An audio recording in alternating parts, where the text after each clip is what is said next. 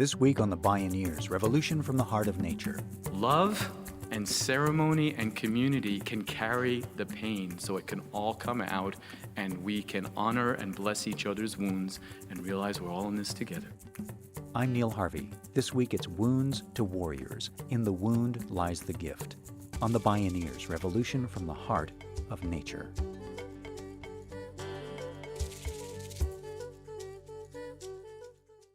Bioneers Revolution from the Heart of Nature is made possible in part by Organic Valley, a farmer-owned cooperative producing local food with the future in mind since 1988. Learn more at organicvalley.com. Warrior. The very word is a double-edged sword. It can signify a heroic fighter or deeply held values, or it can glorify the horrors of war and violence. Can it also mean something else? Our veterans and other survivors are on a transformational moral and spiritual journey that can take them from being a disabled veteran to being a spiritual warrior. And warriorhood has been an honored spiritual and social role and path throughout history. Ed Tick is a psychotherapist working with veterans who have returned from the wars and armed conflicts that rage on planet Earth. In just the past 5 years, hundreds of thousands of people have been killed in Iraq and Afghanistan, Somalia, the Congo, the West Bank, Gaza Strip, and Israel, to name a handful of the ongoing conflicts. The wounded and displaced number in the many hundreds of thousands more. And then there are the low-intensity conflicts off the radar screen that produce so many casualties in every country and community around the world. Child abuse and neglect can inflict warlike trauma, as do rape, gang wars, poverty, racism, and the economic genocide of native peoples and vulnerable communities. Ed Tick is part of a growing movement to reclaim the word warrior from the war machine by connecting it back to its spiritual history. Wounded warriors have walked through fire. They carry the scars forever. Yet many have healed the wounds. Rather than turning away from those unimaginable war traumas, what can we learn from looking respectfully at their wounds? If we can bear to listen to the stories of the wounded, what might we discover about how to keep the peace? Join us for the next half hour as we explore Wounds to Warriors. In the wound lies the gift, with Aqeela Sherrills, Ed Tick, and Eve Ensler. My name is Neil Harvey. Welcome to the Bioneers, Revolution from the Heart of Nature.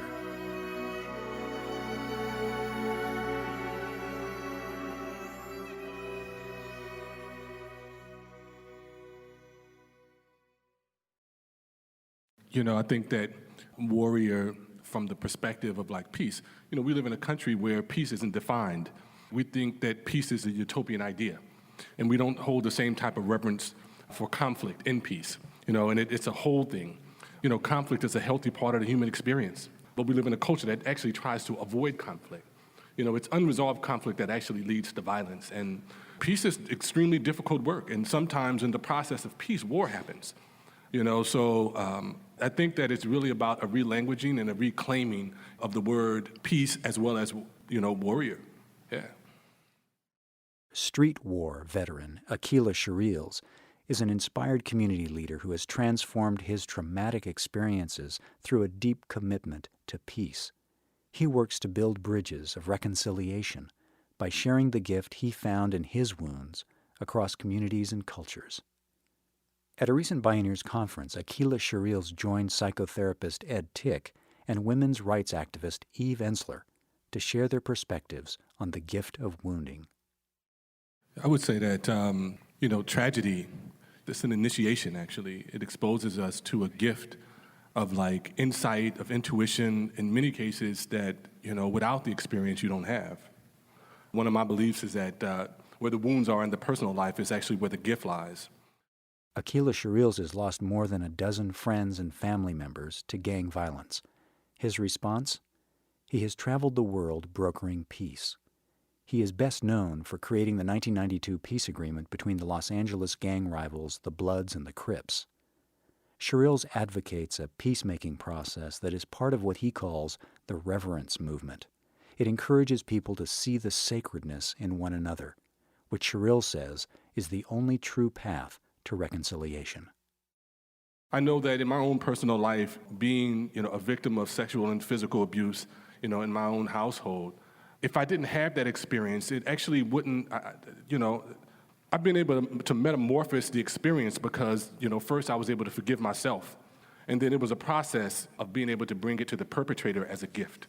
This is something that's I would say intrinsic in like the experience that African Americans have experienced in this country as it relates to slavery and Jim Crow.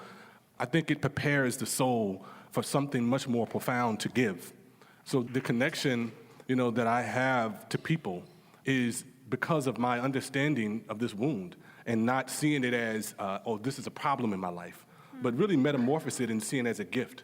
But I've discovered that as I travel across the country and I speak to different audiences and groups, and always after I tell my story, there's a silence in the room because it's a taboo to talk about, those type of violations, that have happened in our personal life.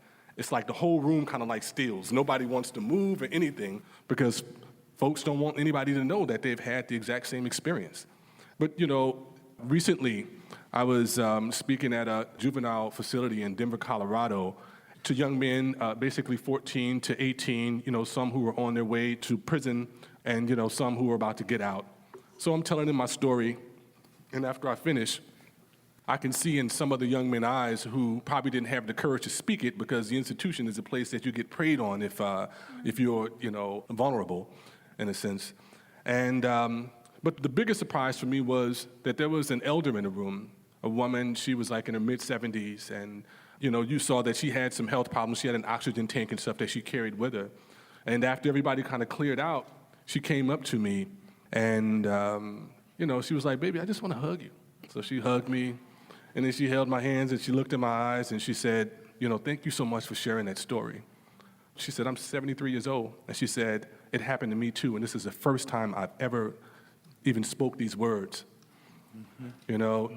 So, and a lot of times, when we've had that type of experience, we feel like it's the responsibility of the perpetrator to forgive us. However, the gift is in forgiving yourself, first. It's an initiatory process, and it leads to the process of compassion, being able to put yourself in the shoes of others, because every perpetrator is a victim. It's a full circle, so it's about not judging the experience because, the experience only informs our life. It's not who we are. Aqeela Sherrills. In his book War and the Soul, psychotherapist Ed Tick writes that the Greeks revered their warriors, but they also understood the trauma caused by war. The Greek word trauma means a puncture, and it can also be a hole in the soul. No one gets out of war alive. Tick is renowned for his innovative work with survivors of severe trauma and violence. He takes veterans on healing and reconciliation journeys back to the scene of the trauma. One of my trips to Vietnam, we visited My Lai, where the atrocity, the massacre happened. And I met a woman who was 75, and she was a survivor of the massacre. She was the only one of her family who survived. So parents, siblings, children, all wiped out. And I asked her how life was for her, and she said it's been very, very painful. I wish I had died on that day with my family and my village. It's much harder to survive and carry this kind of wound than it is to die with your people. And I said, "Bak, grandmother," in Vietnamese, "Bak, I understand and I grieve with you. Well, I'm an American and my people came here and massacred your village, so how do you feel about us being here?" And she said, "Oh, please don't keep away because of my pain. You need to come. We're glad Americans come, and we all must witness this story and carry it together." And I thanked her and said, "Yes, I understand, Bach, and I continue to grieve with you, but how do you feel about our veterans? Making war on your people, some of them might have been right here in My Lai, some of them might have participated in the massacre. How do you feel about them? What do you have to say to them?" And she said, "Often I think The only reason I survived was so I could live to this day to welcome the American veterans here and take their hands and look in their eyes and help them heal. That's become the purpose of my life. So, wounds are beautiful. Our wounds open our hearts and lead us into the place where we can share pain. And when we do that, as this Vietnamese elder said to us, when we can go into the pain together, the pain is so bad that it feels like it would destroy us. But love and ceremony and community can carry the pain so it can all come out and we can honor and bless each other's wounds and realize we're all in this together. Aqeela and I are brothers not only because of our solidarity, but because I carry the same wounds. And we could sit down now, look in each other's eyes, and we know what it's like to survive physical abuse and sexual abuse. Wounds, common wounds bring us together. And we enter into a healing space together by sharing the pain. The worst thing we can do is cover over the wounds, deny their existence, and force the pain back down. I'm so moved by everything you both are saying, really. And it's very moving to hear men openly talk about being wounded and sexually wounded. And I think if more men were talking about it, things would change really quickly. So I just want to admire your bravery in doing that.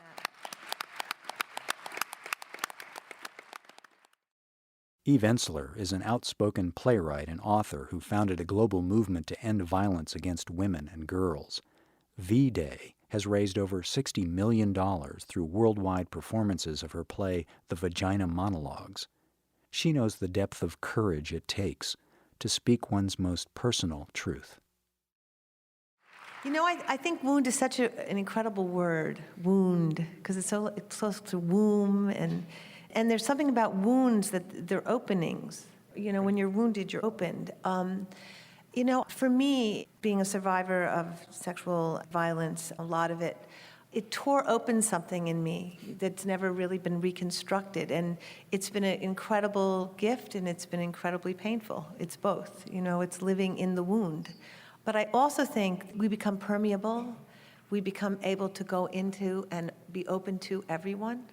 You know, it opens the door. And I kind of want to tell a little story, too. There was a little girl when I was in the Congo. She was this beautiful 9-year-old girl who had this incredible spirit, and her mother was taken in one direction in the middle of the night, her father in another, and her in a third. And she was held, and she was gang raped for 2 weeks. And when she was returned, she had fistula, so it meant she had a hole inside her, so she couldn't hold her pee or poop. And many, many women in the hospital I was in had fistula, 250 of them in this community of raped women, and more were arriving every day. But she was this spirit. She was this incredible spirit. At one point, I just took her and I put her on my lap, and as she was on my lap, she peed because she has no ability to hold her pee. I think for me, that was probably one of the most powerful moments of my entire life, because I felt that she had come into me and I was with her. And I realized at that moment that nobody had held her since she'd been raped, because everyone was so afraid of her peeing on them. And I felt like that pee was blessed. It was just this sacred water. And I think had I not gone through what I have been through, that I would have been afraid in that moment, where I felt really blessed in that moment that she trusted me enough to sit on my lap and release herself to me. And I think, you know, I think the more willing we are to go into the wound, the more willing we are to go into our own wounds and open those wounds, whatever they are, if they're wounds of being a perpetrator. Because I think it's, having worked in prison for 8 years with women who committed violent crimes, to deal with what you've done to other people is actually harder, I think, than dealing with what's been done to you. And I think all of us are perpetrators in one way or another. You know, we live in a racist, sexist, unequal world. So I feel blessed to be a wounded person. Eve Ensler. As spiritual warriors coming together to repair the damage of war and cultivate peace, Eve Ensler, Ed Tick and Aqeela Sherrills reflect on the ancient question, what is the difference between justice and vengeance? Leader of the Reverence movement, Aqeela Sherrills begins. Vengeance. The first thing I thought about, was the saying in the Bible where God said that vengeance is his. And I live in a war zone down in LA, and no stranger to violence and murder, seeing that experience. My oldest son was murdered, shot to death. And, as you can imagine, it's like, I think it's something that you never, really recover from. And so many, feelings and, thoughts came up in me once, I got the message and went to the place where he was murdered and started kind of figuring out what was going on and what happened that I'm still not clear about, honestly. So, my question was what's the gift in this tragedy? And at the same time, I'm contemplating this conversation, law enforcement, without a murder weapon or somebody coming forward to testify, there's nothing that they can literally do. Whereas the streets has its own rules. So 3 days later, some of the homies in the neighborhood came to me and told me the kid's name, where he lived at, all of this stuff, and, was like, man, let's go by tonight and we can take him out. So one of the things that I shared with them, and this was including some of my family members and with the homies in the neighborhood, was that that's the conditioned response. And I know that all of you have heard this before, that if we keep playing this game, an eye for an eye, a tooth for a tooth, that we're going to all be blind and toothless, And I said, that's what the system wants us to do, gentlemen, is to respond in that way. I said, but we're going to fool them. I said, because this young man, although he took my son's life, he's a victim as well. I'm like, he's a victim of a culture that lacks humility and compassion. He's a victim of a culture that sees love as an idea as opposed to a practice. My belief, I believe in the divinity of human beings. I'm like, given the opportunity, this young man can give back 10 times out of the average person because of this piercing, because of this initiation that he's gone through. 17 years old. My belief is that people take lives, for one reason in many cases, and it's out of fear. The question that I have for the young man, hopefully one day I'll get an opportunity to meet him, is what happened, in your life to cause you to have so much fear in which you would take another human being's life? Talk with their parents and ask where they feel like they lost connection with their child, or if they ever felt like they had a connection. To work with them, with him, with the system, to ensure that this young man gets the proper counseling and therapy that he needs in order to become a balanced human being.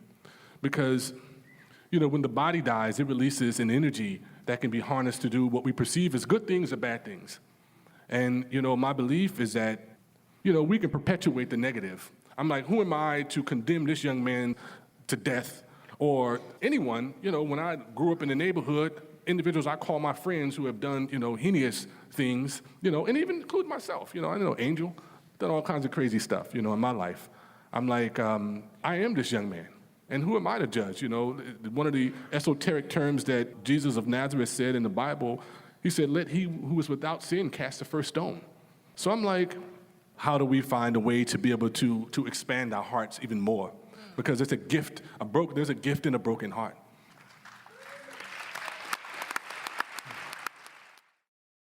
Aqeela Sherrills. How then do survivors of these kinds of conflicts and wars move beyond victimization and vengeance to healing? Women's rights defender Eve Ensler says wounded warriors must come to understand their power. I like something you said. It makes me think a lot about the difference between seeking justice and vengeance, and the distinction between the two. Because I know for many years I used to have fantasies about killing my father. It was an ongoing fantasy in my mind, and it was really how I survived. I would just imagine all the different ways that I murdered him, because he was really violent and destroyed me on a daily basis. And then one day it occurred to me that as I kept that rage alive and those fantasies of vengeance alive, I remained his victim. And I remain embroiled in his dance and that he had created.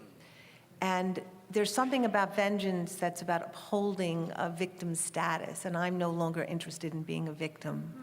I don't believe in victims anymore. I believe that we are all very powerful. And I think there is something about the fierceness of fighting for justice without it crossing over to vengeance that I'm really interested in. Like, what is that line? In the same way that I'm interested in what is protest and what is going all the way up to a certain point that isn't violent, but where it's clear that you'll give your life to change something. And I think that we have to really shift consciousness away from vengeance. It feels very, it feels very patriarchal, to be perfectly honest. Psychotherapist Ed Tick has led hundreds of vets back to Vietnam with the purpose of facing the people and places that suffered the trauma of war, including themselves. It's a life-changing ritual of healing that acknowledges the wounded warriors on all sides.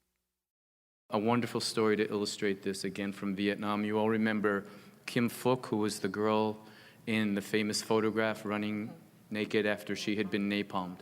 She lives in Canada now, and she's still in pain from her skin grafts, but she's okay, she's good, she's become an international peace activist. And she's spoken at our Vietnam Memorial Wall in DC.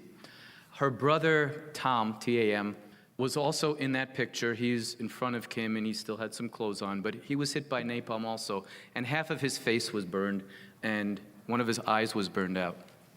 I've spent some time with Tom. He still lives in the house they lived in as children, right in front of which they were napalmed.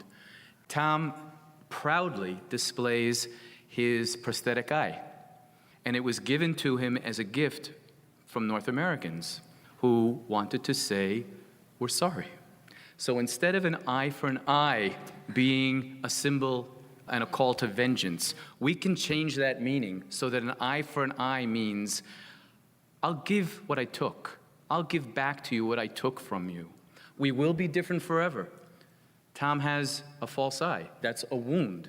But what he says is, I can see better through my heart with this false eye because American and Canadian friends gave it to me than I was ever able to see with two good eyes. And so there's a gift in the wound, and putting aside the desire for vengeance, and instead, we can never be the same as we were before we were wounded. So we misunderstand justice when we try to get back to what we were before. But when we accept the wound and accept the loss and grieve it together and then restore, then we achieve justice without vengeance. Justice without vengeance can bring peace. As Ernest Hemingway wrote, the world breaks everyone, but some grow strong in the broken places. Ed Tick, Aqeela Sherrills, and Eve Ensler are warriors, broken open by their wounds, now returned from agonizing extremes of human suffering to guide us in repairing our wounded world. Wounds to warriors. In the wound lies the gift.